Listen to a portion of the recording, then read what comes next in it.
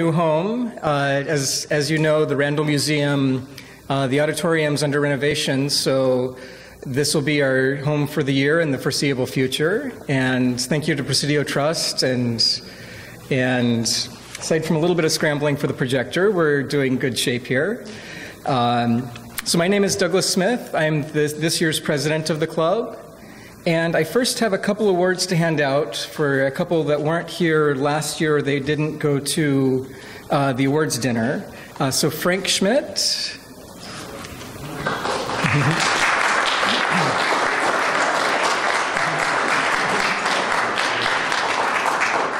So Frank graciously provides the coffee before our meetings each year.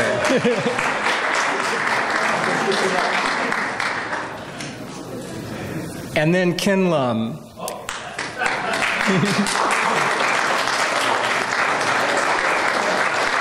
So Ken is a great advocate for the club. He puts out a great newsletter of astronomy events and really is a great advertiser for the Bay Astro Yahoo groups. Thank you much. Right, okay. Thank you.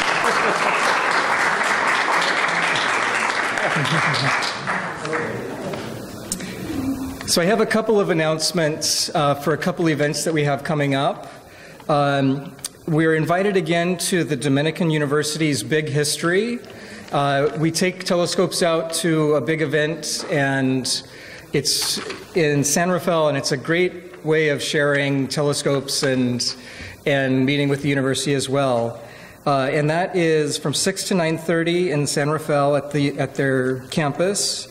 And I didn't write down the date. I believe it's the 23rd of March. Is that correct? March 23rd. And if you're interested in volunteering for that, contact Paul Salazar, and I can give you his contact information afterwards if you're interested. Similarly, April 4th, we have an eclipse coming up, and we're planning an event. More details will come out soon, but we're planning an event at Ocean Beach. It's an early morning, I think 3, 4 in the morning, but it'll be an Ocean Beach event. And then Anthony has a couple words about some upcoming other star parties that we're hosting. Thanks, Doug. So we've got our city star parties going on, and star parties on Mount Tam. We have a star party here at the Presidio Parade Ground, right over there, this Saturday, February 21st. Get here early if possible, because there's going to be a very close conjunction of Mercury and Venus in the evening twilight, and it'll be beautiful to share with folks in a telescope. And next month, our Mount Tam Members Night, Saturday, March 21st, is going to be almost exactly the new moon, and that will be our Messier Marathon, the one time in the year when it's possible to observe all of the deep sky objects in the Messier catalog from dusk until dawn. So bring lots of coffee. And we need contact people to commit to being present at our star parties. Somebody to take responsibility for checking the weather to make sure we don't need to cancel because of rain, being there to greet new people, dealing with the rangers on Mount Tam and the Presidio staff here at the Presidio. So if you've been to a few star parties and you know you're going to one of the upcoming star parties, if you could put your name and email and phone number on the sign-up sheet I'm going to pass around, you'll be giving the club a great service. Thank you very much.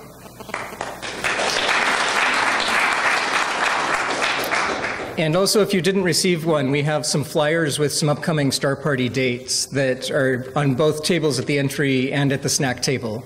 And one note, I know that our newsletter just came out.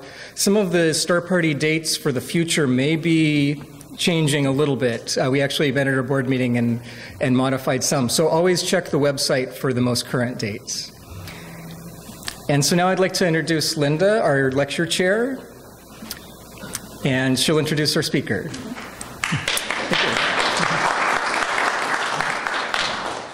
let's see. Some of you came earlier, and I passed around a little snack volunteer sign-up sheet. So if anyone who's come subsequently wants to sign up, I think I'll just leave it right here at my chair. So there's nobody signed up for refreshments tomorrow. I'll put it right here. And speaking of next month, we have a very interesting person talking to us next month about something that was theorized not terribly long ago called brown dwarfs, and also planetary mass objects. Mary Barsani is going to be giving the talk, and it's about objects that were too small to become a star, and other objects that have, because of their extreme faintness. There's other objects called planetary mass objects, or PMOs, and these are planets that are disengaged from their parent stars, so they're wandering around. She has a note here that do such objects outnumber the stars in the galaxy. So this is a recent discovery, and there's going to be some pictures from things within viewing distance in our solar system. Within our galaxy. And so we welcome you to come back next time, March 17th, which is St. Patrick's Day. So I hope you come here. Tonight's speaker, Franck Marchis, received his master's in planetary science and his PhD in astrophysics at the University of Paul Sabatier in the year 2000. He's been a postdoctoral fellow also at UC Berkeley and is now a principal investigator at the Carl Sagan Center of the SETI Institute. He is a planetary astronomer. He's had many, many years of experience in academic, international, and nonprofit scientific institutions, and he's conducted multiple research projects in a wide range of areas. Most recently, studying our solar system with ground-based telescope equipped with adaptive optics, which I'm sure he'll talk about tonight.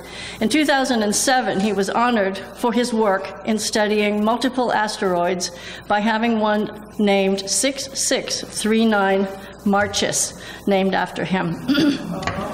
Tonight's talk, Breaking the Seeing Barrier for Planetary Astronomy. When Galileo Galilei pointed his telescope toward Jupiter in 1609 and discovered what we now call the Galilean moons, which all of you will be able to see with your telescopes, he did not realize that he had established a new research field in astronomy. In the past 4 centuries, planetary astronomy and the study of our solar system bodies using telescopes has increased our knowledge of the environment of Earth, the evolution of the planets, the origin of the comets, the asteroids, and the formation of our solar system.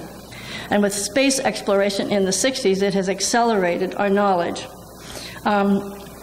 He will discuss the contributions of telescopic observations over the last 50 years with us tonight, and we will learn about the contribution of all sky surveys like Pan-STARRS, and also from the Large Synoptic Survey Telescope, which will provide many, many terabytes of data to us per week for analyzing. It's changing radically the way we do astronomy today, so join me in welcoming Dr. Franck Marchis.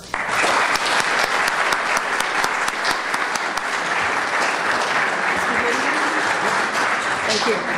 Thanks a lot. Before I forget, I'm going to start the recording here.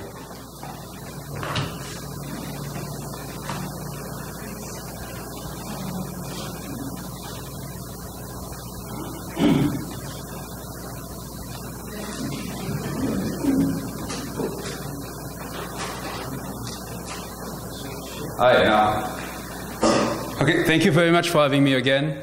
I must say that I've been here, I gave a talk in 2006, if I remember, shortly after I discovered this first triple asteroid system. And I talk about that extensively, and I'm sure you're bored to hear about this. So I decided to give a talk on something different, something a little bit more appealing for the general audience and also technical at the same time.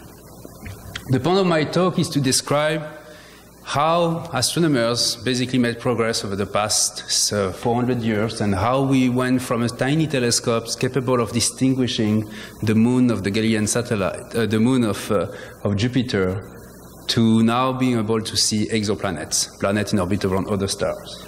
So this is supposed to be a 1-hour talk. There is no clock anywhere, so I hope I'm going to keep it like that. It's risky. But we're going to basically together walk through history and see how history changed the way we do astronomy and how techniques evolved and make us now capable of doing such a great mission endeavor to be capable of seeing moons, see planets around other stars.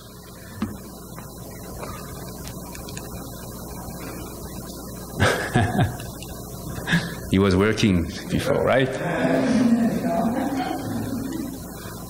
Okay. I need to what? To bend it?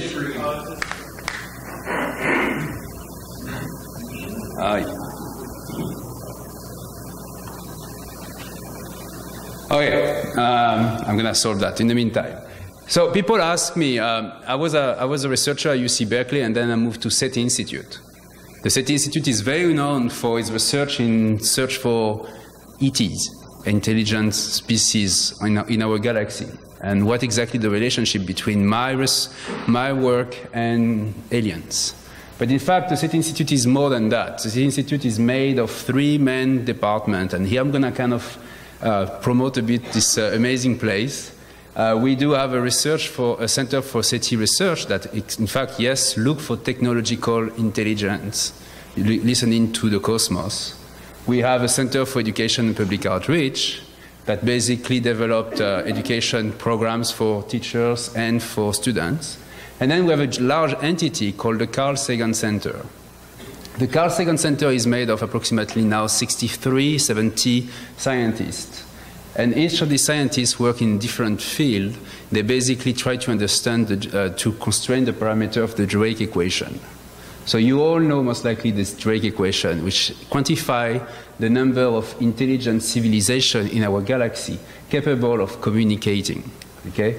And this is depending of those parameters, which is the rate of formation of stars in our galaxy, the fraction of the stars that have planets, the average number of planets that potentially have life, the fraction of that could develop life at some point, the fraction of those that could be intelligent, and so on and so on. So when you want to work at the SETI Institute, at my time and when I started in 2007, you had an interview with Frank Drake himself. Frank is still around and still active. And his interview was basically Frank looking at you with his very sharp eyes and asking you, how your work will help to refine the Drake equation. And you have 5 minutes to answer to this question. So what I basically explained to Frank is that my work is about observing the cosmos, observing the solar system specifically. And what I'm capable of doing is to help refining the first parameter of the Drake equation that I put in this red box here. Ultimately, what I would like to be able to do in the future is to be able to image an exoplanet, a planet around another star that could have intelligent life. And that's what I'm going to show you now, hoping that this finally is going to work. No? Okay. Technical pause, all right. Is the left one, the small one? Yeah.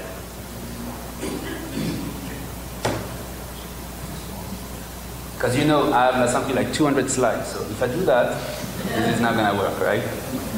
So I bend it, and it worked.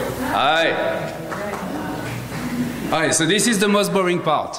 And I show it right away at the beginning to make sure that, yeah, we pay a little bit of attention, sorry.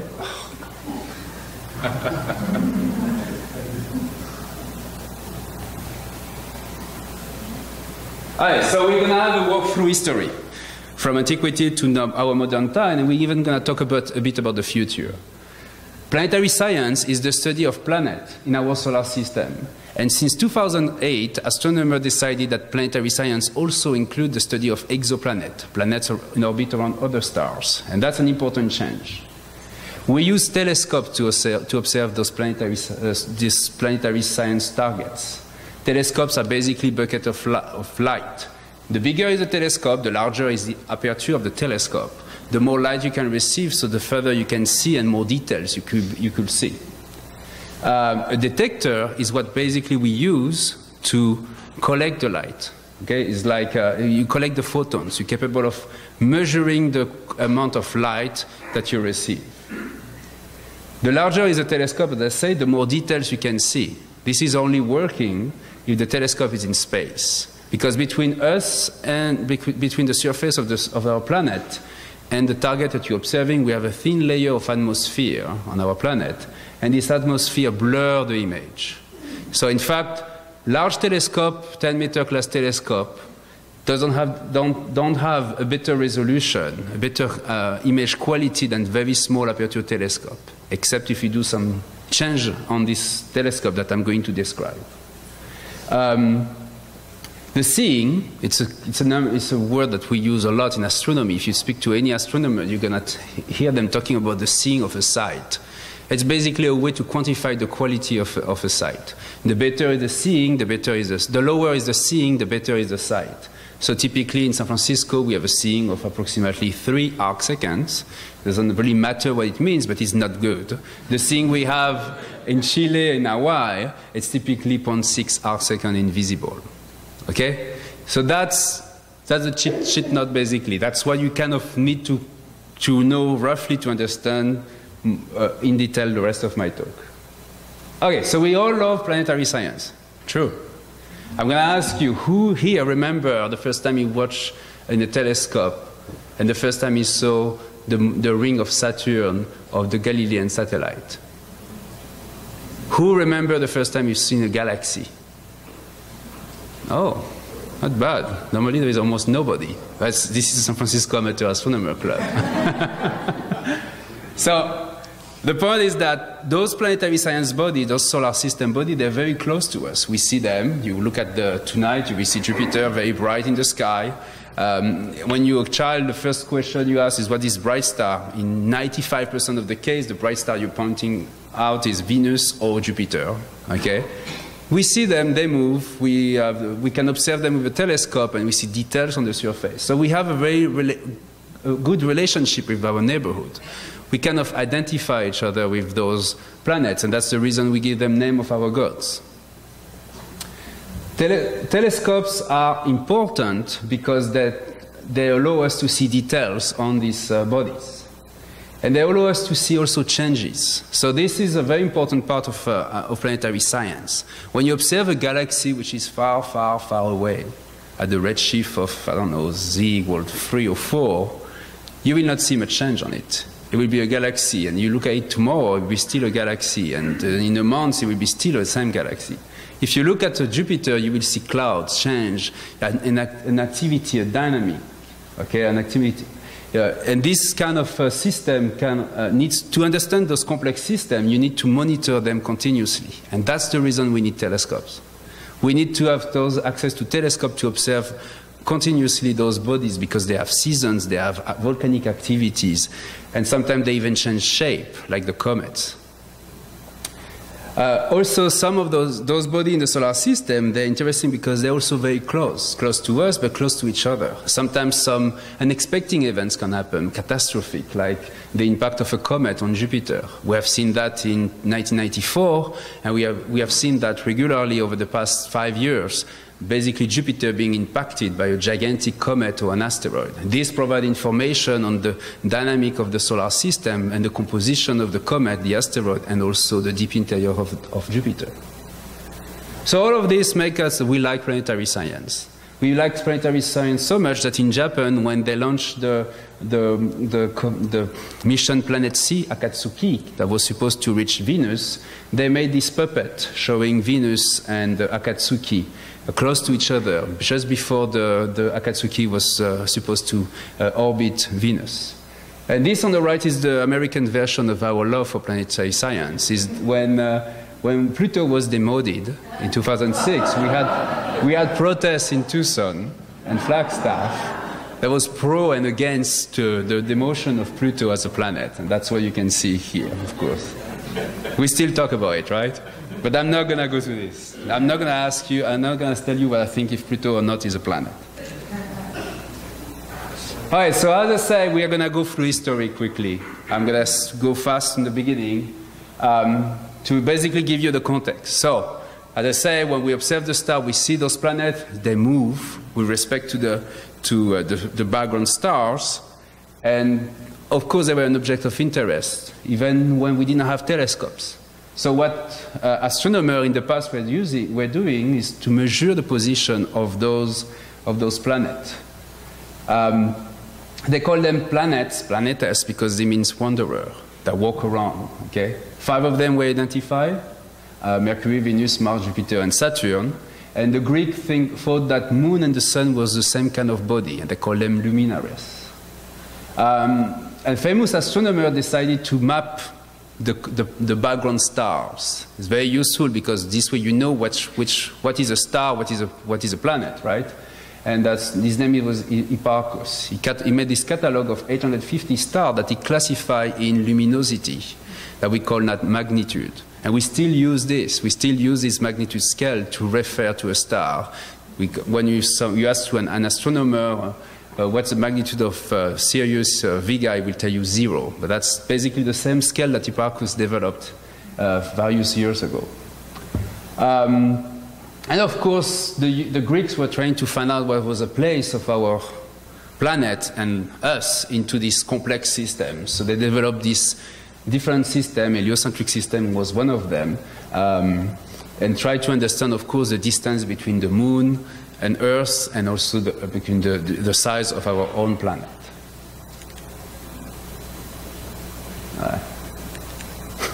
And it stopped working. Okay, but this was the stable part of our solar system. But that was also the unexpected, and the unexpected is typically a comet. Comets are extremely interesting body. They're icy rocky material that come close to the sun, and when they come very close to our sun, they heat, and the heat change their shape and produce this coma and these hairy features that we call a tail.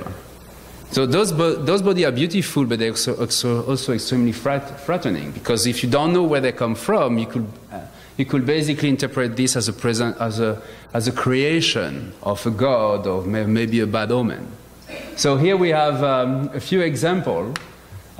This is a picture, various pictures of comets. No, sorry, not picture, but drawing of comets made by Plinius in 1668. And as you can see, he had this kind of idea that comets were dangerous. If you look at the bottom, they look like weapons, of course.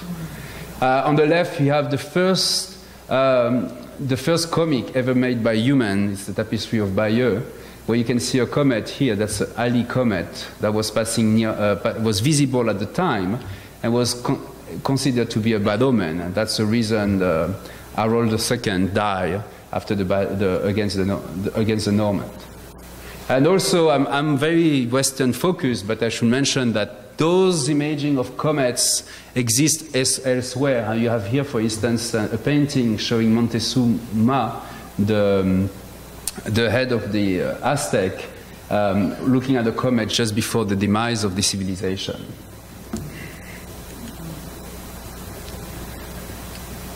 So we have seen those bodies, but we try to we were basically trying to understand where they come from, and the best way to do that is to observe them. The easiest way could be to go over there and to see them closer, but we didn't have this technology. 400 years ago, we invented the telescope, and the telescope is basically a way for us to remotely observe those bodies and understand them. And this is a drawing of one of the first telescopes made by Galileo Galilei.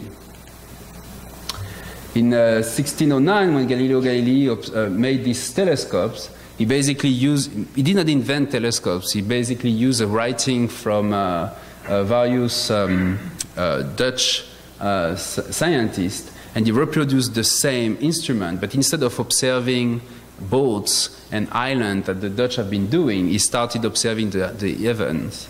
And you look at the brightest body in the sky, you look at the moon. And he discovered quickly that the moon was not uniform. The moon has the phases, we knew that already, but the moon also have these craters, these defaults on the surface. He also observed the satellite of Jupiter that you can see here. This is the drawing from his book. So a big circle represents Jupiter, and he noticed that there was this tiny point moving around those Galilean satellites. He continued his observation, observing Saturn. Notice that Saturn was not a disk, but he was kind of a here, that later on we found out was in fact rings. He discovered the phase of Venus, and so on, and the sunspot on the surface of the sun. Published it in March 1610 in the book called Sidereus Nuncius, which is a messenger. And this is an important moment in history because that's basically the moment for which we as a human were capable of seeing something far away and basically be able to understand our location, our place in our solar system. These discoveries, this publication initiated basically the Copernican revolution. But astronomers wanted to see more. Okay, wanted to see further, see more details. So they start becoming more and more creative, and they invented a lot of different instruments, and I'm not going to go through all of them, but this is one of the most interesting I've seen. It's called an aerial telescope. So if you're an astronomer, you have a telescope, you remember it's made of lenses, right? The lenses are great, but they introduce what we call chromatic aberration. They basically spread the light in the different wavelength. So if you look with a telescope with lenses, you will see kind of the body and you will see a rainbow around it. This rainbow is an artifact. It's not real. It's introduced by the optics themselves. So astronomers found out that the longer is the focal length, which is basically the size of the tube between the two lenses, the lower will be this aberration. So they invented this aerial telescope, which consists of a lens on the top here, and here they have basically a second lens, and they were observing through that. The difficulty here is that sometimes the distance between the two was approximately 40 meters. So using this, imagine you are observing in Paris or Italy, Florence or wherever in Europe, because that's where they were doing those kind of experiments. It's windy, it's cold, it's minus 10 degrees Celsius over there, and you're trying desperately to align your lens close to your eyes with a tube which is 20, 40 meters away from you. That was challenging, but using these techniques, they discover the tiny moons on orbit around Saturn. I'm going to skip this, just mentioning that the observations themselves are useful not only for the sake of knowing, but also for understanding, as I say, our place in the universe and understanding the motion of those bodies. I'm gonna show that. Sorry, change my mind. And this is a clear illustration. So we have an astronomer called Tycho Brahe. Tycho Brahe was kind of a genius. He knew how to make good instruments and how to use them. He was what we call an astronomer augur. We still have those people in our field. What they do, they collect a lot of data. They ask for times on every telescope in the planet, and they collect a lot of data. They rarely publish anything, but they have the data. And the best combination we can have is that one of these astronomer augurs find this theorist. Kepler was one of them.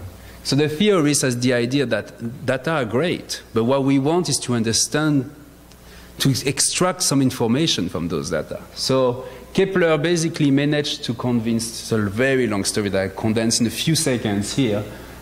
Tycho Brahe, he didn't convince him, he stole his data, but kind of convinced at the same time to give him his data. And when Tycho Brahe died, he basically worked on trying to find the logic in the motion of Mars, the apparent motion of Mars. And that's when he basically created the Kepler law. The Kepler law were after that improved by Isaac Newton, okay, who created from this Kepler law a more general law called the universal law of motion. And then Edmund Halley came later on and used this theory, observe another body, so basically go back to the observation and made a prediction. Okay? And that's the way the scientific method always has been working. Data, theory, and some kind of hybrid person in the middle that can understand both the theory and the data, take new data, make a prediction, and if the prediction happened to be real, then we confirm the theory. And that's what happened. Edmund Halley predicted that a comet will come back a few years after his death, and it really happened. And that's when we finally understood that, yes, the body in our solar system orbits around the sun, describing most of the time a circular or an elliptical orbit.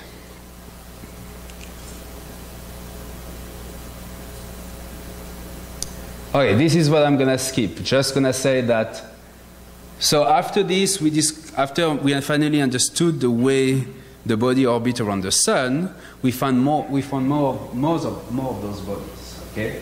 And we call them asteroids. Those are basically, most of them are located between Mars and Jupiter, and we know now 500 or 650,000 of them.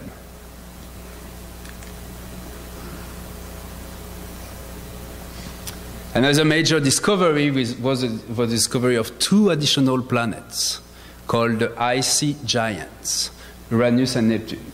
The way they were discovered is quite different. You remember I mentioned that telescope made by Galileo Galilei was made of lenses, okay? But in fact, there is a new technology there is a new way to do telescope, to improve, to collect more light, is to build mirrors, to build what we call reflecting telescope. So Isaac Newton worked on this method, but he didn't have the technology at the time, but he put the theory, okay? And it's a musician, William Herschel, that basically took the paper by Isaac Newton and used his talented ability to craft objects to build the first reflecting telescope. This is the one you have here. It's a 16-centimeter reflecting telescope. So when I mention the size of a telescope, I'm mentioning basically the size of the aperture. Remember, the aperture of the eyes is roughly 3 millimeters, or 4, depending on the people. So that's the amount of light you can collect into your eyes. 16 centimeters doesn't seem to be a lot, but that means that you improve by a factor of 100, basically, the collecting area of your telescopes, of your eyes. So that means you have an artificial eye which is 16 centimeter diameter bigger. So you see more details if you observe with a 16 centimeter reflecting telescope. So that means you observe further and you see fainter objects. So William Herschel was fascinated by binary stars. I mean, he was a talented musician and a good craftsman, but he didn't have a good topic of research, to my view. He decided to observe binary stars that orbit around each other. It was kind of a novel field in this time, and his goal was to map all the binary stars that we knew in the northern hemisphere. He was working with his sister at the time. She was, in fact, the one collecting the data. That's also another story. And he was observing and he was telling his sister where was the binary star. And he found this very weird body that kind of looked like a comet, but not really, and was moving with respect to the star. And that was, in fact, the planet Uranus. After Uranus was discovered, they monitored Uranus' orbit, and they found out that the Uranus orbit was not following the Kepler law that I mentioned. It was kind of slightly oscillated along this Kepler law. This imperfection is something that us scientists hate. You know that. We have all this beautiful theory, and we cannot stand when some data come and change basically our theory. So two competitive groups, one French, one British. That was a great time of the war against between France and Great Britain, starting trying to understand the motion of Uranus, and they basically predicted that there should be another planet as big as Uranus that will perturbate the orbit of Uranus. And in fact, this planet was discovered. So I'm going to give you the official version. The French astronomer made a prediction that was collected by this German, I think. No, it was a Gal, so in British. But anyway, you observe the area of the sky and discover the planet roughly at the position that was predicted. Okay. And once again, I use this as another example of how observation theory work together. You make a prediction, and then you confirm the prediction, and you discover something interesting.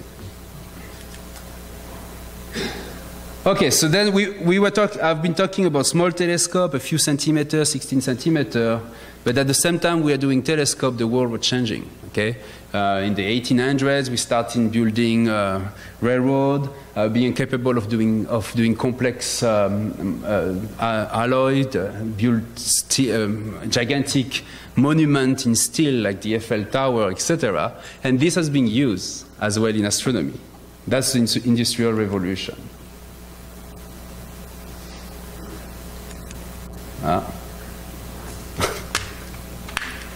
That's the modern revolution here.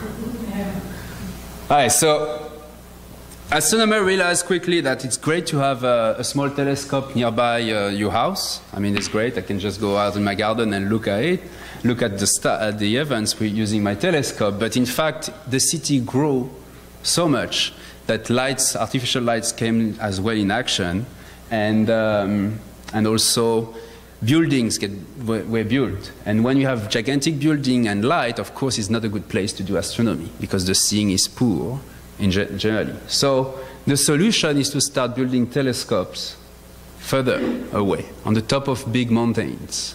And that's what basically happened in the 19th century. Astronomer was hunting for stable atmosphere with less light, and that's when astronomers decided to build the Lick Observatory, which is not too far away from here, or Lowell Observatory, or the Pic du Midi in France. So these are the few pictures of those observatories. I don't know if you've been to Lick Observatory, but you should go once in your life. This is the Crossley telescope. I use that. It's a very old telescope. It's the first telescope that were equipped with a photographic plate. It was made by an amateur astronomer, and they brought it from the UK here in the US. So in fact, you have here an observer on the top. Okay, the entire system moved up and down. It's completely different technology. On the left, I think this is the Lick Observatory being built. And this is the Pic du Midi, which is in France. It's the first observatory I worked when I was a teenager in the Pyrenees. So I'm showing you this not only to show you some old black and white pictures, because basically it was a race. People wanted to observe the best, to have the best side, to observe to observe more details in the solar system. And that's when we made the major discoveries, such as the moons around giant planets. Also, we have been capable of observing the morphology. The morphology is basically the surface, the type of surface you have on terrestrial planet, mapping Mars, the moon, and so on. The seeing at the time from this site was between 1 and 2 arcseconds. So because we have good seeing, we can start using some more complex instruments than our eyes. So, as you remember, when I showed the first picture of comets, I showed you a drawing. At the time, when we developed telescopes, astronomers were in fact very good at drawing, okay? Because the only way you could share the information is by drawing what they could see. So these are basically drawing of Jupiter, and you can see the band and belt and the clouds. But then came the photography. Photography is a great way for us to share data, okay?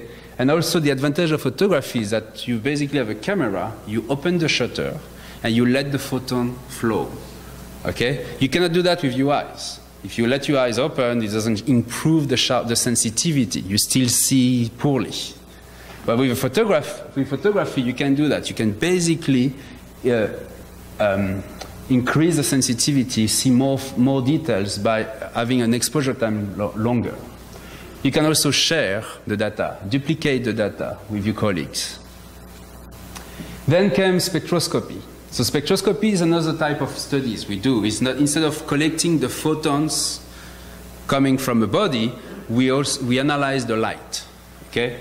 So that means that we spread the light into its wavelength. Each photons coming from a body carry with it is information about the nature, where it's coming from, such as the temperature, the composition, and so on. So the first infrared spectrograph, here I'm going to talk about something that we don't see. Infrared is basically between 1 and 2.5 micron, was built only in 1947. It was in fact invented by the Germans because they wanted to be able to see rockets. So they invented this detector sensitive in the near infrared. And when the Americans came to Germany after the war, they took this technology. And a genius astronomer called Kuiper decided to use this technology to observe Jupiter. Once again, we invented technology. The first thing we do, we point it towards something bright and easy to see, Jupiter. And on the left, you have here, I know it's not impressive, but it's kind of, I have an emotional attachment to this picture. It's the first spectrum of Jupiter taken by Kuiper in 1946 or 47. And what you can see here is that you have these absorption lines and emission line, whatever, and those are basically give you information about the composition of Jupiter. That's the way we knew before reaching Jupiter with spacecraft what was the composition of the planet. The gas, the ammonia, and etc. was detected on those kind of spectra. Some example of astrophotography, just briefly. That's astrophotography really started in the 20th century with the passage of Halley, the comet Halley, in 1910, and those are one of the first photography of a solar system body. And you can see here the comet, the coma here that changed in morphology with time, and on the bottom here that's the comet when it was very close to Earth. It was approximately 10 degrees in angular diameter, so it was kind of gigantic in the sky. You could not miss it. Okay, I can talk about planetary science. It's possible to talk about planetary science with telescope, but frankly, you all know planetary science because of missions. Okay, missions have been basically the way we explore our solar system. So this is a figure I stole from National Geographic, which show you all the planetary missions we send in our solar system. And this is an adventure we started very recently. I mean, in 1960, we launched the first planetary mission toward Mars called Mars 1M. The Soviet did that. We call it Marsnik as a nickname. It did not really succeed, but the point is that that was the first time humans decided to send something outside the Earth's moon system. Oh.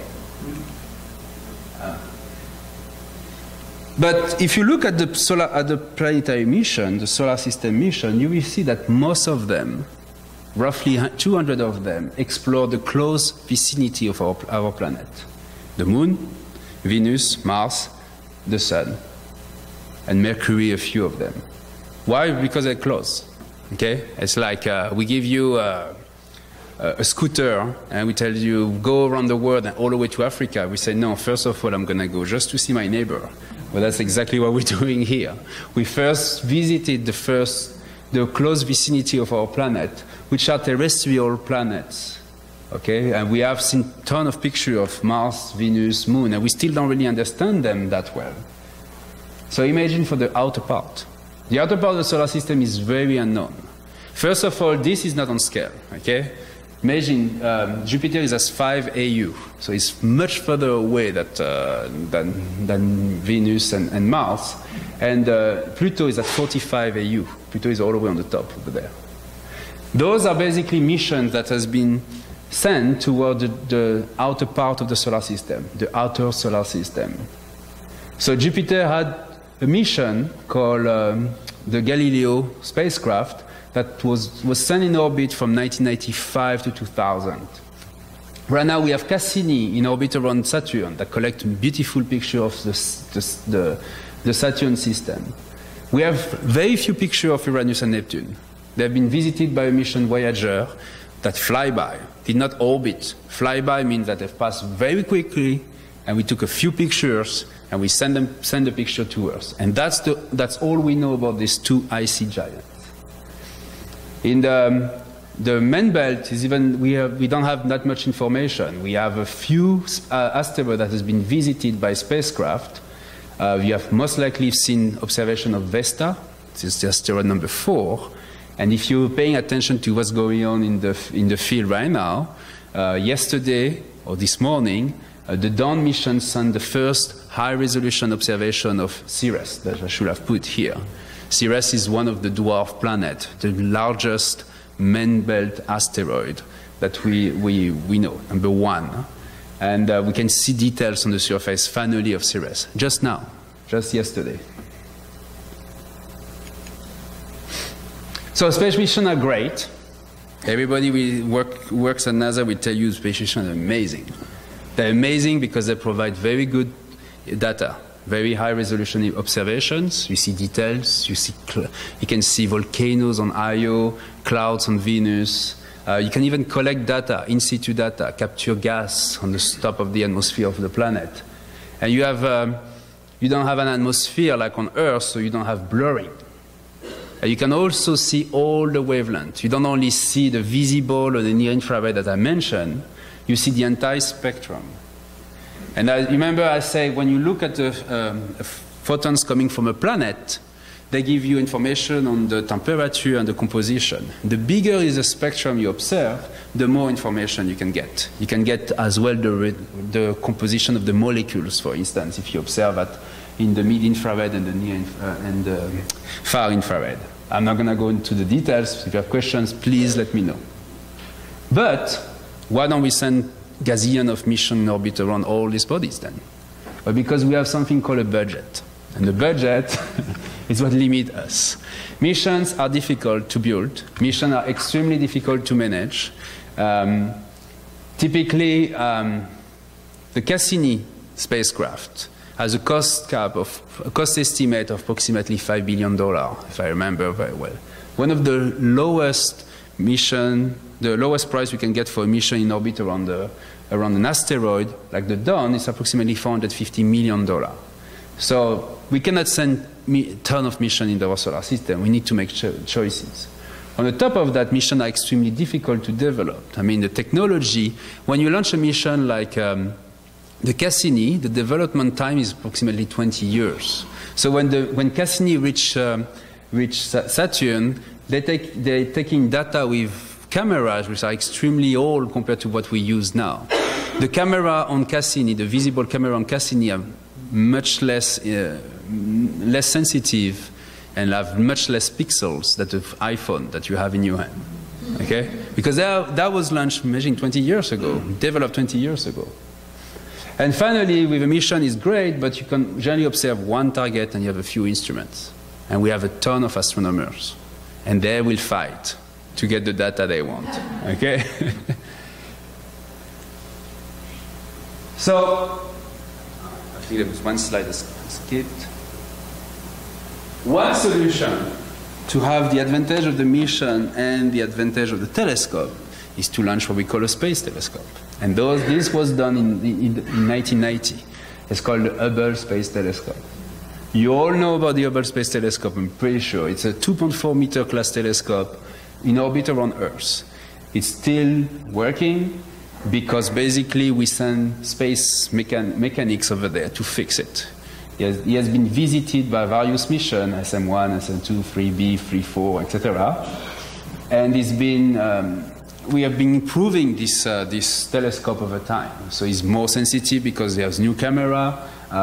We even solved some of the technical issues that he had in the past, etc. Unfortunately, we don't have access to the low Earth orbit now. So it's probable that Hubble Space Telescope will end his life in 2017, 2018. But Hubble gave us a lot of data on planets. And here I'm going to show you a few of them briefly. Hubble observed, of course, the weather on Mars and Venus. On the left, you can see here the polar cap of Mars. Those are high angular resolution images because you can see details on the surface. Okay? You see details of a telescope which has an angular size of 2.4 meters. You can see also Jupiter. The scar on Jupiter after an impact that you have here on the bottom right. You can see the rings of Saturn. Also observe the icy giants. So see some kind of activity on the surface of Uranus here. Everybody loves when I say dark spot of Uranus, so I'm going to say it. This is a dark spot of Uranus, okay? So this is Pluto that has been observed with the Hubble Space Telescope, and in this year, wow, already this year, in July 14, 2015, we will have high angular resolution of Pluto because we are sending a mission there. This is Vesta, this asteroid Vesta. And then Hubble also observed stuff that we had no really clear idea what they could be, such as here, this is kind of a comet-like asteroid. It's an asteroid that apparently is disintegrated in pieces. We don't really know why. We think it's an impact with another asteroid, but it's still unclear. We also discovered moons again against Neptune, like this one recently, S2004N1. That's a code name, of course. So my goal, and here I'm going back to my work really, has been to basically develop the technology on ground-based telescope to reach an image quality equivalent or even better than Hubble Space Telescope. Okay? And that's what we call adaptive optics. So this picture, this drawing is made by Daniel Futzeler. It's basically my PhD. This is, if you want to see me when I was doing my PhD in Chile, that's what I was doing. This is a 3.6 meter telescope in Chile, which was equipped with the first adaptive optics system. And since it was the first one, and it was made of military components, and nobody really knew how it worked, we had to go in and out the telescope often overnight to switch it off and switch it on and off to make it work. So that was my PhD. So an adaptive optics system, it's a system that allows to correct the atmospheric turbulences and getting an image quality like if the telescope were in space. Okay? So this is a slide that's, once again, a very old slide, as you can see the design, that show you how we do that. How do we do this magic? Well, we have the light coming from a star on the top. This light is kind of blurred by the atmosphere. Our problem is the atmosphere is not stable because of the high wind. The atmosphere index of diffraction change. It's like when you look at something from the bottom of a swimming pool, you will not see clearly, but we have the same problem with the atmosphere of our planet. That's what we call a distorted waveform. So what we do, we split the light in two. One light will be used to observe the body. We usually keep the infrared for us, and we use the visible light to estimate this blurring, and to correct this blurring using a wavefront sensor and two deformable mirrors. So basically what we do, 1,000 times per second, we calculate the blurring, and we move a tiny mirror to balance this blurring in real time. That's adaptive optics, okay? It's a great technology invented in 1995. The theory was in 1957. The first light of the first adaptive optics system was in 1992. And I did my PhD on this in 1996 and 2000. So it's kind of a new technology that now is very common in all ground-based telescopes. On the left, on the top here, I'm going to show you what you see. So this is a star on the top left, okay? It's blurry, it's not clean. When you look at a star, you expect to see a tiny dot, not this kind of weird pattern. Let's see if that's working now. So this is what when you observe a star, and this is when you close the loop.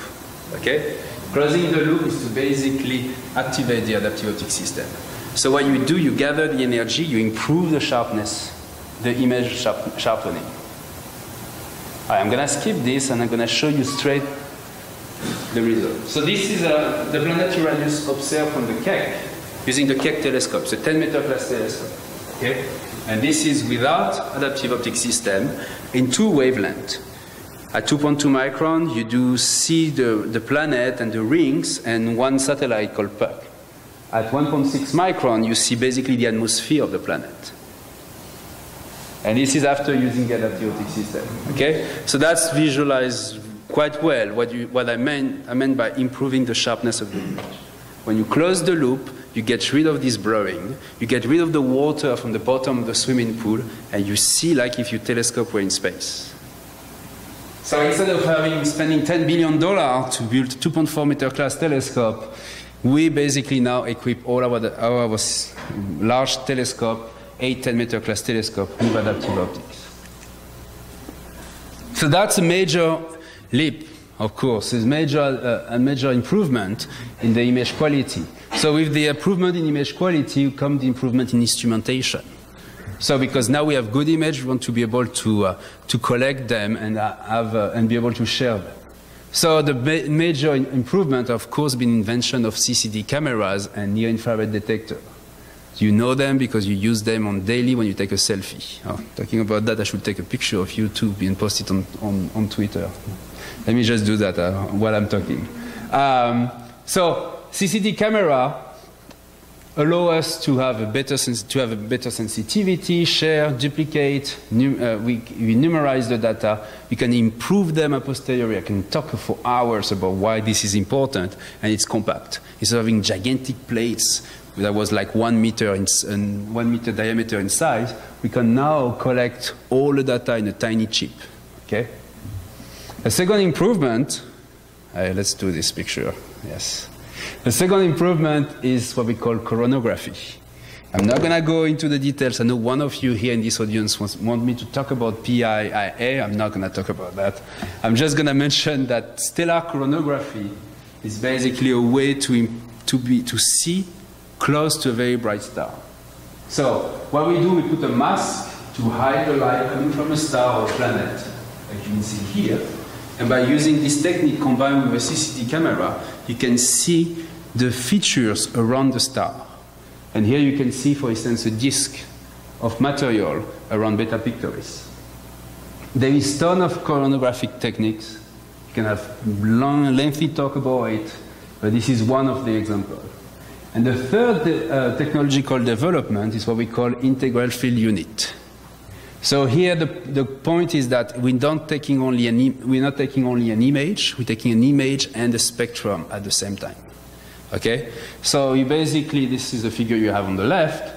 It's a galaxy, and you observe the galaxy, you open the shutter with the telescope, with the integral field unit, you observe the galaxy, and you take at the same time an image, and all the photons in all the wavelengths together. So that's major because you get an image and a spectrum at the same time. So I'm going to show you a few. I say I will not talk about triple asteroid system, but yes, I'm going to talk about them. But very briefly, this is a few examples of what we did with adaptive optics. With adaptive optics on the Keck and the VLT, we discovered that asteroids can have moons, okay, tiny moons. Here you have an asteroid on the top right called Cleopatra. He has this typical dog bone shape, and there is these two tiny dots here shown with an arrow. And those are moons. There's 3 to 7 kilometer size moon in orbit around this very complex dog bone shaped primary asteroid, which basically has a 280 kilometer diameter. We have discovered other like this one, these two moons, Romulus and Remus, etc., etc. The point of this is that, okay, it's cool to know that asteroids can have moon, but the main point is that when you discover a moon around an asteroid, they give you information about the composition of the asteroid, because you will know the density. Using Kepler law, you know the mass, and using the brightness, you know the size. So you estimate the density, and also you can estimate the internal structure of the asteroid without having to go over there, just by looking at the moons orbiting around it regularly. We can also study volcanic activity on a body like Io. Io is a moon of Jupiter. Because Io is into this weird resonance, it's stuck between Europa and Ganymede. And basically, because he has an eccentric orbit, he comes close to Jupiter and further away at the same along his orbit. He orbits around Jupiter in 45, 48 hours. So Io has the same problem that when you play the ball that you use when you play tennis. When you play tennis for a few hours, the ball becomes hot because it flexes. Okay, the flexure is not perfectly elastic, so it warms up slowly the ball. That's the same problem we have with Io. Io gets warmer inside, and the way Io basically gets rid of this energy is by having this gigantic volcanic activity on the surface. And we have been witnessing this at the Keck. This is the first observation we took at the Keck telescope using its adaptive optics system in 2001. So it's a long time ago. But what I want to show you here is that Io observed with the Keck J, H, and K band. So it's a near infrared. You can see details on the surface, right? Calderas, the dark area. And on the right, it's a simulation based on Galileo data. that was a spacecraft in orbit around the Jupiter system, the Jovian system. So we observed this in February 20 years. It was kind of boring, so nothing interesting. And then we observed it again in 2 days later. It's almost the same hemisphere. And the system is very different. The IO is very different. Why? Because what we're observing here is the heat coming from a very strong active volcanoes.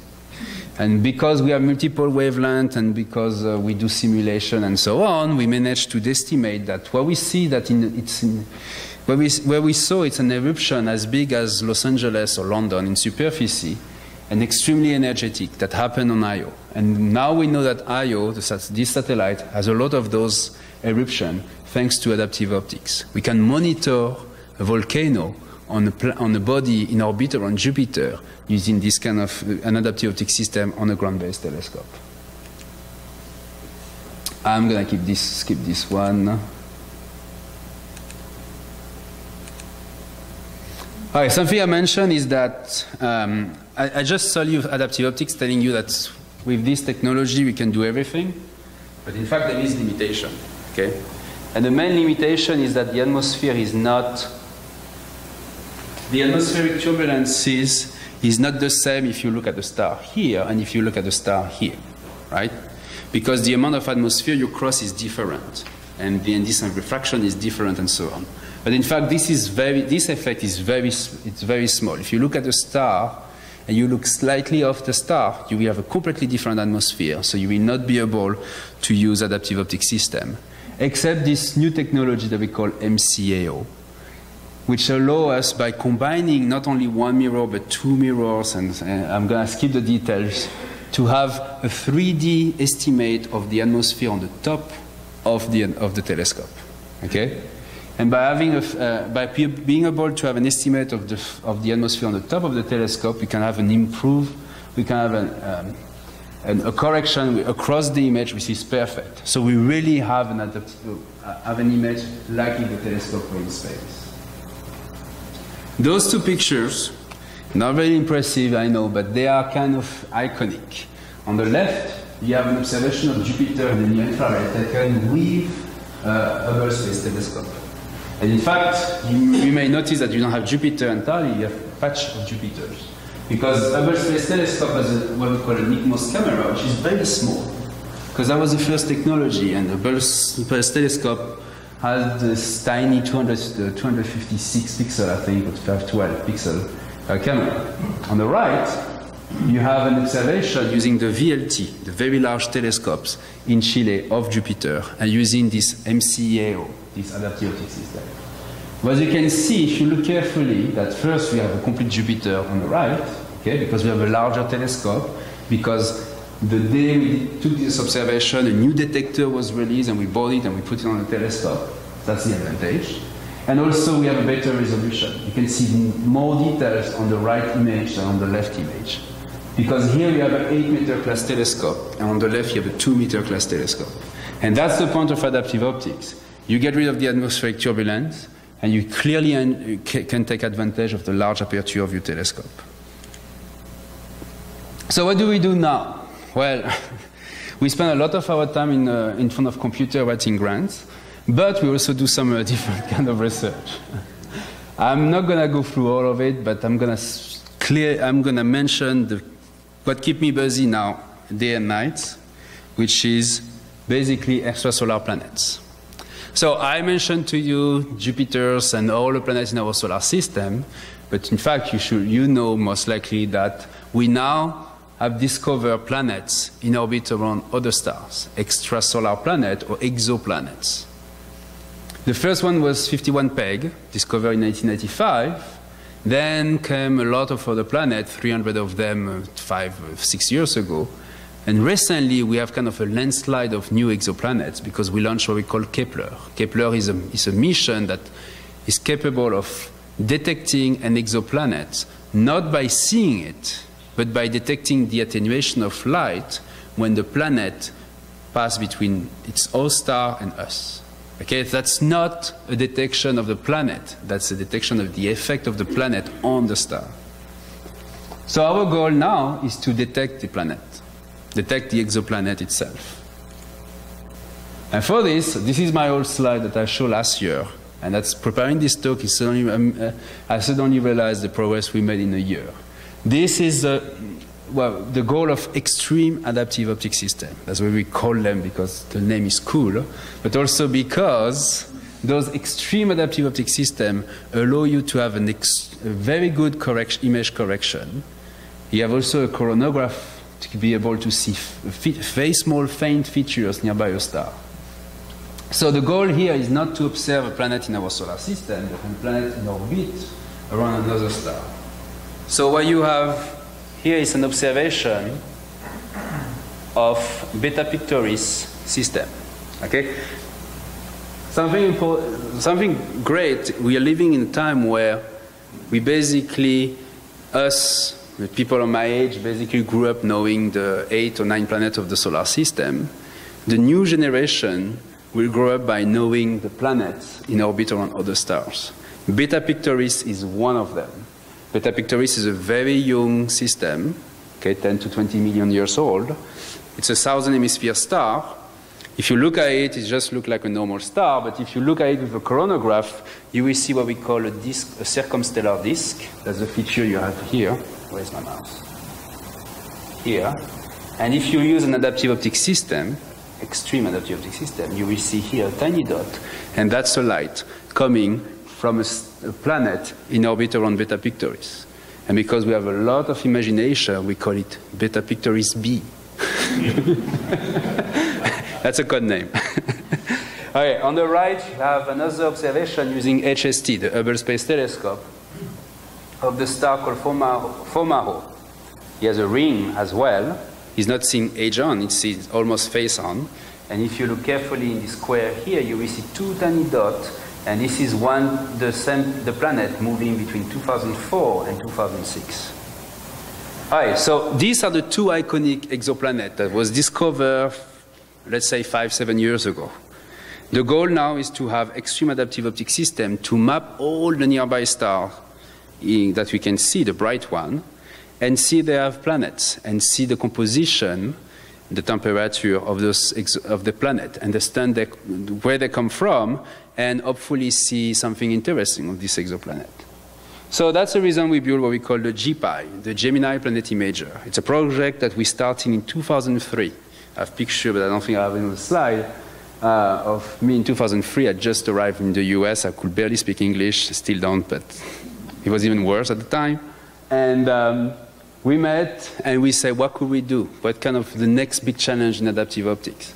Well, the next big challenge was in fact to build this extreme AO system to map the stars and be able to see this exoplanet. So to get the money, we did what we call a simulation.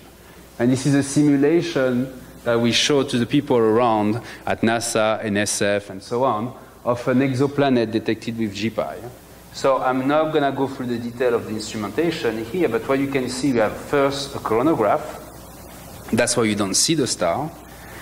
And here what we can see is a background star, something bright in the back.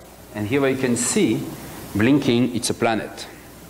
The planet is blinking because we're going from 1 to 2.5 micron. So we assume that this planet had a methane composition. So the planet disappears when we are into the methane band. Okay? And that's the reason we're doing spectroscopy, to be able to understand the composition of a planet. So GPI was built after a long track. After writing a lot of grants to get money and to build the instrument, we built it. We tested it at UC Santa Cruz. And that was last year. I was saying we'll be shipped in Chile. It's been shipped in Chile, and we had the first light. So this is the technology. I'm not going to go through all the details. The point here is that the system is way more complex than any other adaptive optic system we built so far. There's 2 deformable mirrors once again. There is a coronagraph, an apodizer. I can go through this. There is a calibration to make sure that we always have the system perfectly aligned. And then we get data directly in what we call an integral field spectrograph, for which we get spectra and polarization as well. And this is the instrument. GPI is here. on the Casgrain of the 8-meter class telescope in Chile. So this is a telescope that is located at Cerro Pachón, and we mounted the instrument last year. So it shared the Casgrain focus with 2 other instruments, and we did what we call the commissioning. Okay, so these people look very tired, but they are very happy, in fact, because as I say, after 15 years even of brainstorming and development, we get the first light, and we show that the instrument works the way we expected. So we have different commissioning phase to validate this, and what I'm going to show you now is the first data taken very recently, since we have the first light in November 2013, and we are basically now taking data. So this is Beta Pictoris B again. You remember the dot was on the top on the first picture, but now it's on the bottom right. It's the same orientation. Because, yeah. How far away is that? It's not, I think it's 15 light years or 10 light years, something like that. So the dot is moving, okay, because it's a planet, and the planet's in orbit around the star. So using this data, by continuously observing it, we can refine its orbit. But what matters here, and once again, we're excited about not much, but to you, but what is important here is that what you can see is the photons coming from the planet itself. And what we have on the left, it's a spectrum of the planet. So like the way, you remember when I showed you the spectrum of Jupiter with the wrinkle and so on, now we have the spectrum of Beta Pictoris B, the planet itself. We know that the planet is large. It's basically 10 to 12 times the mass of Jupiter. It's a very young system, 10 to 20 million years. These are the easy planets to see, and that's the reason we observe this one first, of course. And the spectrum gave us indication about the composition and the temperature of the planet, which is roughly 1500 Kelvin. And the composition, we know there is no methane on it. We also observe HR 8799. There will be a quiz at the end of my talks to make sure you remember the names of each of these exoplanets. So HR 8799, it's also an iconic system because it's face on. And the 2 dots you have here, D and C, are 2 planets. Okay? Those are Jupiter-sized planets again. They're large, they're easy to see. I mean, easy. I mean, when I say easy, it's kind of, I've said like, it took us 10 years to be able to see them like that. So now what we have, we see those 2 planets. We even see a motion if you compare with the previous data. And these are data taken in a very poor seeing condition, not optimal at all. And we're very happy to be able to detect this exoplanet. Oh, I thought I would put the spectra. I didn't put the spectra. I may show you that later. So for this exoplanet, the importance here is that we now have a comparative spectrum between D and C, and so we can see difference in composition between the 2 worlds. Okay, these 2 giant Jupiter-sized planets have in fact different composition. And we don't really know why, but that may be due to the way they form, or that may be due to the way they evolve. And this is a very new data, so I'm not going to tell you much more about it. So what we're going to do in the future? Well, we will see. I'm not really sure yet. But I would like to mention, because you're amateur astronomers or interested in astronomy, that the way we do astronomy will radically change in the future because of those very large surveys. Astronomers now build telescopes that kind of automatic. Okay, we're going to Chile right now, but we're expecting not to have to go there in a year. We also now build this wide field survey. So basically, those are large telescopes or multiple small telescopes that continuously map the heavens. Okay, they take data continuously. One of them, which has just been funded by NSF, is called the LSST. The LSST will be capable of observing bodies up to magnitude 21 or 22, 22.5. So these are very faint, very small bodies or very faint. So we estimate that LSST will collect 15 terabytes of data per night. Okay? In the future, astronomers will not be giving talks like I'm doing. They will be on their phone, looking at alerts they receive coming from LSST. Because what we're going to do is that we're going to share this facility. There is some people interested in supernovae, others interested in asteroid, in galaxy, and so on. LSST will collect data continuously, and there will be a pipeline with kind of semi-intelligent software, machine learning, we call that. That will be capable of basically telling you, we observe an asteroid, this is the size of the asteroid, this is its brightness, and so on. And we will receive alerts on our phones, on our emails, to be able to follow up. Okay? That's going to be different. That's going to change the way we do astronomy, because we are not going to, we're basically going to have so many data that we have to kind of decide a niche for each of those observations. So I estimated from the literature that today we have 600,000 asteroids discovered. Okay, it took us, let's say, 200 years to discover 600,000 of them. In a few years, LSST will have discovered 5.5 million of them. Okay, in these 5.5 million asteroids in the main belt, you can imagine there will be some very interesting. Remember I showed you a picture of the HST asteroid, which is kind of fragmented? Imagine the number of asteroids like this that LSST will discover. But what is very interesting in all this project is what we're not going to expect to see. Because there is most likely, even we have a ton of telescopes observing and amateur astronomers observing, there is most likely some stuff that we did not see and we don't expect yet to see that will be discovered by those instruments. One of the ideas is the interlopers, which could be, for instance, asteroids coming from another planetary system being captured. We will recognize that because of the orbit of this asteroid. And there is more, of course. The second step, and that's also a slide that should have changed because a lot happened over the past 2 weeks, it's the development of larger telescopes. I show you 8 10-meter aperture telescopes, but in fact now we know how to do adaptive optic system for those 8 10-meter class telescopes. We are going to do even bigger apertures. So there is 3 competitive projects. The GMT, the Giant Magellan Telescope, it's a US project led by University of Arizona and a lot of different universities in the US, plus Korea, if I remember. It's going to be built in Chile. It's a 24.5-meter telescope made of 6 mirrors, which is kind of flowers shape. The ELT is a European project. It's a 39-meter class telescope that's also going to be built in Chile.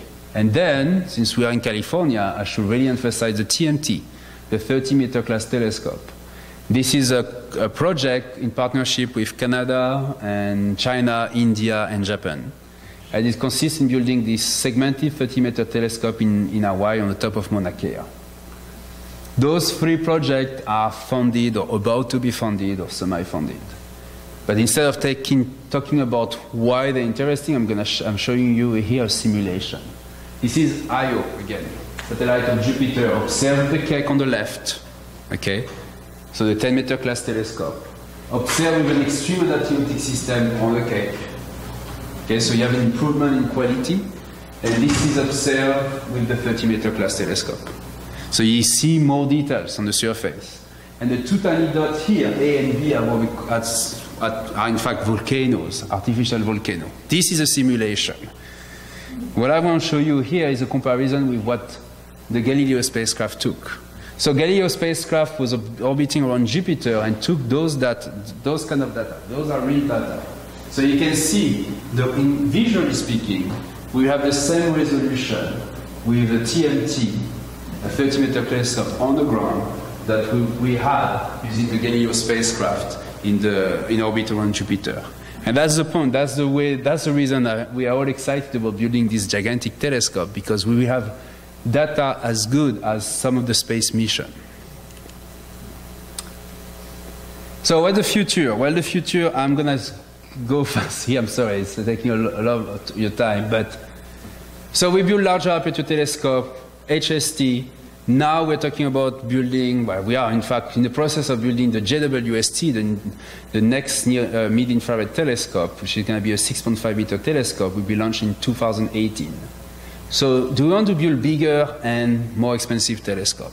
There is a huge debate right now in the community of astronomers about this. One of the new concepts is the Atlas. It's an 8-meter class telescope that will basically replace HST with a resolution 4 times better than HST. We don't know how to build those yet. We don't have a budget for it. So it's a very controversial story because the JWST had a cost estimate of $1 billion, and now we are $8 billion later, we still did not launch this. Why that? Well, the reason is because when you want to launch a space telescope like that, you basically try to please everybody. You try to please the cosmologists who want to observe a galaxy at high redshift. You want to please the planetary astronomer who wants to observe this stupid flying rock called asteroids. You want to please the stellar, everybody wants to have a piece of this. So you end up building this extremely complex telescope with a lot of instruments around. And the more complex is the instrument, the more difficult it is to do it and to manage it. And we reached cost cap of 8 billion, 10 billion a few years later. So there is a second way. And the second way, I'm kind of advocating for that, is to basically start thinking small again and start thinking about building well-focused space telescope dedicated to a few projects. Like, you want to detect exoplanets in orbit by transit, we build Kepler. That's a perfect example. $550 million, 1.4 meter telescope, very specialized. Kepler is I'm not saying stupid, but it's kind of a very simple instrument. You've been launched, you look at one part of the sky continuously, taking data, sending them to Earth. Nothing else. Kepler is not moving, following comets. Kepler is not trying to see a galaxy, nothing like this. Kepler has been designed to observe a very small patch in the sky, and that's all. And we talk about Kepler every day in astronomy. So we want to continue this kind of idea, and TESS is one of them. TESS will be basically the same idea than Kepler, but instead you have 3 or 4 cameras, and you will be observing bright stars in the sky and survey them to search for transit. But then we have more ideas coming like this, floating around. And if you like astronomy, I'm sure you're going to hear about some of them very soon. One of the ideas is to launch one satellite for one body. So this is the exoplanet sat. It's a CubeSat, so it's very small, 10 centimeter by 30 centimeter by 10, so very small. Basically, you launch it, you design it to observe a very bright star, Sirius, Vega, continuously, and see a transit. Another way is to have this network of small and smart spacecraft that communicate with each other. And when one of them detects something, he sends the information to the other one. And when they orbit around Earth, they basically take the relay and observe, again, continuously in the dark. The next mission, which is completely out of the box, I think it's what we call Alpha Cent. I'm not involved in this, so full disclosure here. I'm just mentioning the work of my colleagues at NASA Ames. They presented this mission last January at the AAS. And this mission is a space telescope dedicated to observe Alpha Centauri, the closest star in our, one of the closest star to us. Alpha Centauri is a binary system. Then observe each of the stars and search for an Earth-like planet in orbit around it. Okay, so once again, one target, one scientific goal. How we do that is another story. We could give a talk about this later in a few years. So that's what we did. We break the seeing barrier. Okay, we now have an instrument capable of observing from the ground bodies taking full advantage of the large aperture telescope. You remember I work at SETI, so I have kind of an interest in working at SETI and talking about astronomy. So let's talk about this next big idea for ground-based telescope. It's called the Colossus Project. The Colossus Project is a dedicated ground-based telescope to search for alien life. All right? Their idea is the following. is that if you have a civilization that developed, extremely developed technologically speaking, this civilization will produce heat, because anything we do, basically the waste we have is heat. So the idea is that we could find this civilization by not searching for the biosignatures or by searching for the technosignatures, but by searching for the heat produced by this civilization. So therefore, to this purpose, they proposed to build a 75-meter class telescope. It's a completely new technology once again, but it's based on extreme AO system. And their goal is to detect the heat coming from a civilization on one of these exoplanets. Okay? It's a kind of a crazy project, but it doesn't cost that much. It costs only $1 billion. So if you have you check on you right now, we can take donations. And this telescope could look like this. Okay? It's a segmented telescope, once again, equipped, as I say, with adaptive optic system and extreme AO system. The goal here, as I say, is really binary. It's a bit like this space mission I just mentioned. One science goal, a few targets, but one science goal. We're not going to share this with the cosmologists. They don't care about that. We're going to do that for us, and we're going to look at 600 nearby stars and try to detect the heat coming from an intelligent civilization in orbit around those. So we went through history of astronomy, and I think I cover almost everything. What I hope is that you understand now the progress we made, and we understand that astronomy is we're not in our bubble, okay? We have been developing instruments using the technological development around us. We have built a gigantic telescope. It's not over. There is more coming soon. But we have a goal, and the goal for most of the planetary astronomers like me is, as I say, is to find exoplanets, and to find one day an Earth-like planet, a planet like Earth in orbit around another star. And this is one of the most advanced projects, and I don't think any of us in this room will see it, but I just wanted to show that as a kind of a final slide. The goal will be here is not only to image, to detect the heat coming from a civilization, or to see a tiny dot, which is a planet in orbit around another dot, which is a star, but here is to resolve the planet, okay? To be able to see details on the surface of the planet. And we will not be able to do that with one telescope. The only way we'll be able to do this is by basically combining the light of a large array of telescopes, separated by a few tens of kilometers.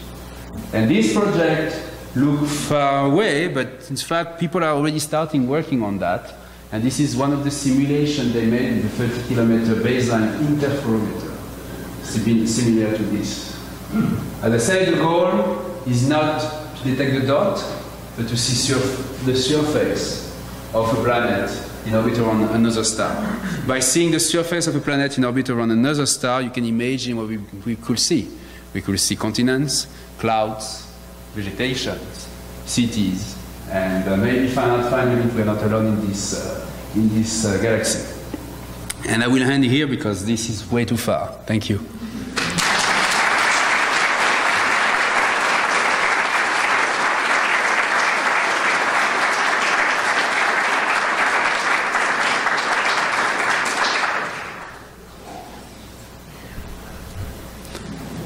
Any questions? There is one over there. Yeah?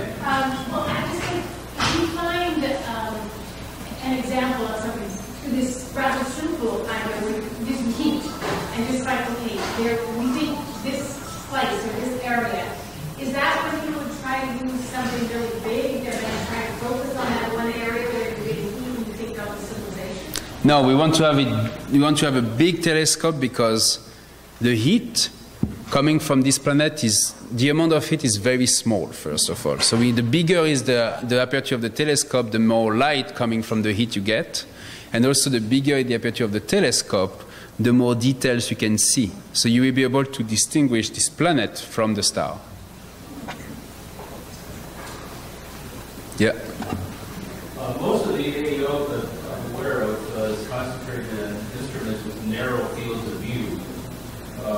Is there any effort to apply them to wide field instruments, say for sky surveys? I mean, would LSST fall in that category? No. In fact, LSST will have what we call an active tip tilt. So it will basically, it's the detector itself that will track the atmospheric turbulence. So the correction will not be good compared to what I show you. The image quality will be basically 0.3 arcsecond, something like that. But that's enough for the survey. They are very different type of instrument. They're not planning to be able to see details. They want to collect as much photons as possible from a large field of view. There is no adaptive optics system for field of view larger than let's say 1 degree at the moment. And I don't think we want it. Yeah. And I think it was a wide field AO. You could actually even do a Kepler-like mission for ground-based observatory. Well, you don't need to have an AO. You just need to have what they say LSST. A lot of stars and an image quality of 0.2 arcsecond is sufficient for that. Yeah. What would be the theoretical limit of resolution, assuming you had a large enough collecting area, based on just how many photons are available? The relationship, it's lambda over d, basically. So if you have a 30-meter telescope and you observe in the visible, it's going to be 7 milliarcseconds resolution. So here, we have a 30-kilometer baseline, so you can make the calculation in visible. We have here like 10 to minus 6 or something like this milliarcseconds. So that's the reason we can see small details on the surface of a planet in orbit around another star. What really limits us is the aperture or the separation between the telescope. Yeah?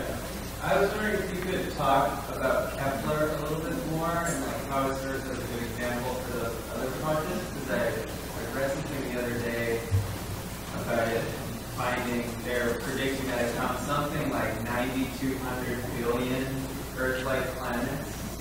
So Kepler is a statistical mission. Okay? The goal of Kepler was to estimate the number of exoplanets you can have around stars, around sun-like stars, solar-like stars. So what they decided to do is to observe an area of the sky where there is a lot of stars. They selected 150,000 of them, and they observed them continuously. Those stars, most of them are G-type stars, like the Sun, some of F, K, and there is a few M-type stars. The big surprise is that Kepler detected a lot of exoplanets, and most of those exoplanets are not, in fact, gigantic exoplanets like I just showed you a picture of. Most of the exoplanets that Kepler detected are Earth-like size or like Neptune size. And that's a surprise for us but we had a bias. We were always the reason we detected Jupiter-like planets is because Jupiter is so big that you can feel the gravitational pull on Jupiter on the Jupiter-like exoplanet on the star. But if the star has a small planet like the same mass as Earth, you will not feel it. So you will not be able to see that. Kepler changed radically this vision that we had of our galaxy, showing that there is, in fact, a lot of terrestrial planets in our galaxy. If Kepler's, the last result is like apparently 50%. No, each star in our galaxy, solar-like star in our galaxy, may have two planets in average. So that's a lot of world. And that's the reason we are now thinking about all these projects that I show you, kind of look advanced, a little bit crazy. It's because in my time when I started working in astronomy, we didn't know there was exoplanets. Now we know they are there. We know there is a lot of them. We know there is a lot of worlds. And the likeliness of some of these worlds being in the right place, the right time, with water on it and life, it's very high. So that's the reason we have this motivation of creating this project of a 30-kilometer baseline interferometer to image those worlds. You can now give a lower bound to the rate. Yes, exactly. Yeah, before we were just guessing, and we could not convince NASA or NSF to give us money based on that. If the prediction systems for telescopes on the ground now are so good, why planning missions to send telescopes to space? Because the stability is better in space. Space is a very quiet environment. And also because you can observe outside, you can observe in UV. Something I did not mention in my talk is that even if you get rid of the atmospheric effect, you will still have the atmosphere, and the atmosphere absorbs light in UV. That's why we're here. Because if we know if the UV of the sun could cross the atmosphere, we'll not be here talking to each other.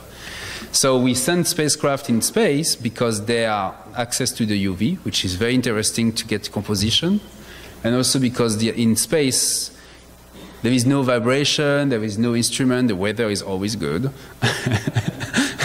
For astronomers, not for humans. And you can observe the same area of the sky continuously without almost any interruption. Perhaps more questions later. I'm so happy you were here for our inaugural evening in this new venue, and I want to present you with our second thank you certificate. Thank you very much. Thank you for having me.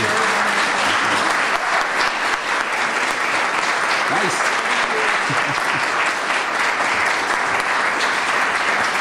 Oh, I forgot to mention that. Thanks. One final word. SETI Institute is involved in space mission as well. I did not mention it, but we are.